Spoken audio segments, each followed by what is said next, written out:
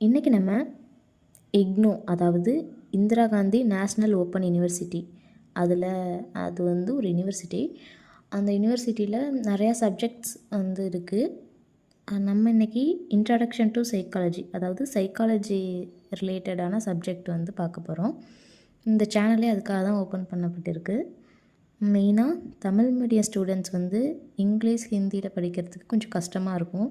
So இதை பார்த்து படிக்கிறப்ப இக்னோவில் எக்ஸாம் இங்கிலீஷில் தான் எப்படி எழுதி ஆகணும், அதில் எக்ஸாம் எழுதுகிறப்ப கொஞ்சம் ஈஸியாக இருக்குங்கிற நோக்கத்துக்காக இந்த சேனல் உருவாக்கப்பட்டிருக்கு. உங்களுக்கு பிடிச்சிருந்துச்சு அப்படின்னா லைக் பண்ணிக்கோங்க, சப்ஸ்கிரைப் பண்ணி வச்சுக்கோங்க. அப்போ தான் உங்களுக்கு நாங்கள் போடுற வீடியோஸ் உங்களுக்கு நோட்டிஃபிகேஷனில் காமிக்கும். நீங்கள் வந்து டெய்லி படிக்கலாம். ஓகே ஃப்ரெண்ட்ஸ், இன்றைக்கி நம்ம சைக்காலஜி அப்படின்னா என்னென்னு பார்ப்போம். சைக்காலஜி அப்படிங்கிறது என்னென்னா, நம்ம மனசு மற்றும் அப்புறம் நடத்தை பற்றி படிக்கிறது தான், அதாவது பிஹேவியர். தெளிவாக சொல்லணும்னா, psychology is the scientific study of human behaviour and mental process. ஒரு மனுஷன் இருக்கான் அப்படின்னா அவனோட மென்டல் ப்ராசஸ், அவனோட மைண்டில் என்னென்ன ப்ராசஸ், அவன் மைண்டுனா என்ன அப்படின்னா அவனோட மனசை பற்றியும், அவனோட நடத்தை, அவன் கேரக்டர் எப்படி, ஒருத்தனோட கேரக்டர் என்ன அப்படிங்கிறத பற்றி படிக்கிறது தான் சைக்காலஜி, அதாவது உளவியல் அப்படின்னு சொல்கிறோம். தமிழில் சொல்லணுன்னா, உளவியல் என்பது ஒரு மனிதனின் மனம் மற்றும் நடத்தை பற்றி படிக்கும் ஒரு அறிவியல் பிரிவு அப்படின்னு சொல்லி அர்த்தம். இது வந்து இந்த சைக்காலஜி அப்படிங்கிற வார்த்தை எங்கேருந்து வந்துச்சுன்னு பார்த்திங்கன்னா, இது வந்து க்ரீக் வார்த்தையிலிருந்து சைக் லோகோ அப்படிங்கிற வார்த்தையிலிருந்து மருவி வந்தது தான் சைக்காலஜி. சைக் அப்படின்னா சோல், மைண்டு, அதாவது ஆன்மா அப்படின்னு சொல்லலாம், மனது அப்படின்னு சொல்லலாம். லோகோ அப்படிங்கிறது ஸ்டடி, அதாவது ஆய்வு, கற்றல். இதை தெளிவாக சொல்லணும்னா, study of the soul or study of the mind, இதுதான் அதோட மீனிங். மனதை பற்றி படிக்கும் அறிவியல் அல்லது ஆன்மாவை பற்றி படிக்கும் அறிவியல். Study of the soul, study of the mind. அப்படி அறிவியல்னு சொல்கிறத விட மனதை பற்றி படிப்பது, ஆன்மாவை பற்றி படிப்பது. அடுத்து ஹிஸ்டாரிக்கல் டெவலப்மெண்ட், அதாவது ஃபிலாசபி ஸ்டேஜ். அதை பார்த்தோம் அப்படின்னா, இது எப்படி சொல்கிறதுனா தமிழில் வரலாறு வளர்ச்சி, அதாவது வரலாறு வளர்ச்சி அடைந்த காலம்னு சொல்லலாம். அதில் ஒரு மாற்றம் ஏற்பட்ட காலம், தொடக்க காலம் அப்படி சொல்லலாம்.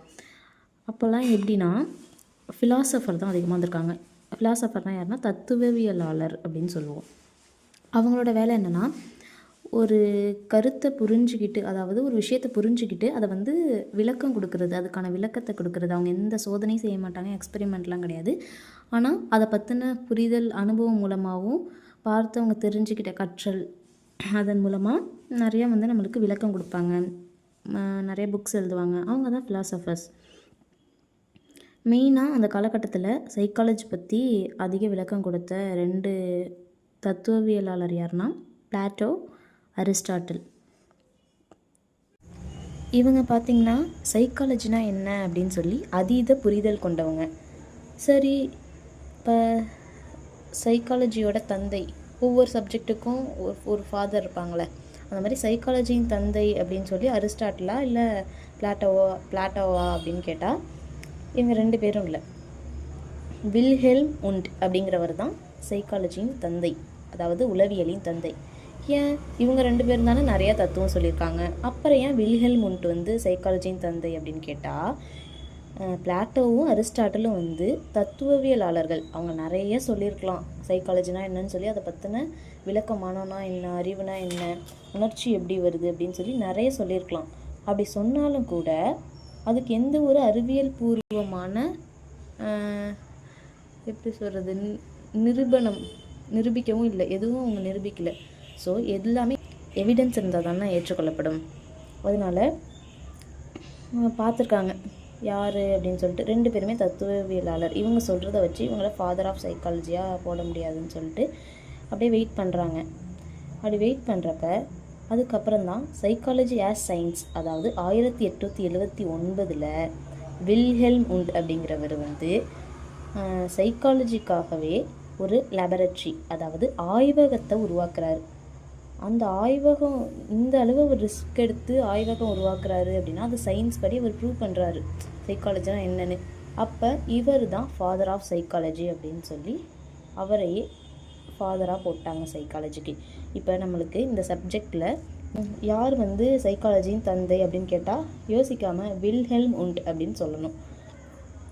இது வந்து இந்த லெபரட்டரி, அதாவது ஆய்வகம் எங்கே இருக்குதுன்னு பார்த்தீங்கன்னா ஜெர்மனியில் இருக்குது. லைப்சிக் அப்படிங்கிற ஒரு பிளேஸில், அது ஒரு சிட்டி. அந்த லைப்சிக் அப்படிங்கிற ஒரு சிட்டியில் வந்து அந்த ஆய்வகத்தை உருவாக்கியிருக்காரு. இந்த ஆய்வகம் உருவாக்கி இவ்வளோ ரிஸ்க் எடுத்ததுக்காக தான் இவரை வந்து ஃபாதர் ஆஃப் சைக்காலஜி அப்படின்னு சொல்லி சொல்கிறோம். ஓகே ஃப்ரெண்ட்ஸ், இந்த மாதிரி சைக்காலஜி பற்றின வீடியோஸ் உங்களுக்கு வேணும்னா நம்ம சேனலை சப்ஸ்கிரைப் பண்ணி வச்சுக்கோங்க. பிடிச்சிருந்துச்சுன்னா லைக் பண்ணிக்கோங்க.